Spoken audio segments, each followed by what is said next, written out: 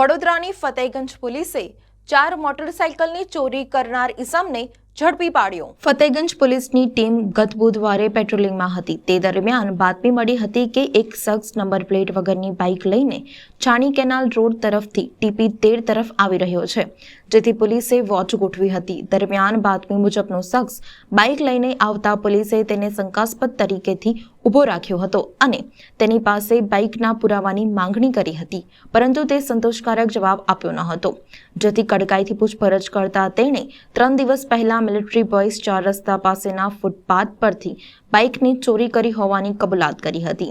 અગાઉ પણ તેને કારેલીબાગ બ્રાઇટ સ્કૂલ પાસેથી, ગેંડા સર્કલ પાસેથી, બ્રિજ નીચેથી તથા વાઘોડિયા તાલુકાના પીપળિયા ગામે ધીરજ હોસ્પિટલ પાસેથી 3 બાઇકની ચોરી કરી હોવાની કબૂલાત કરી હતી।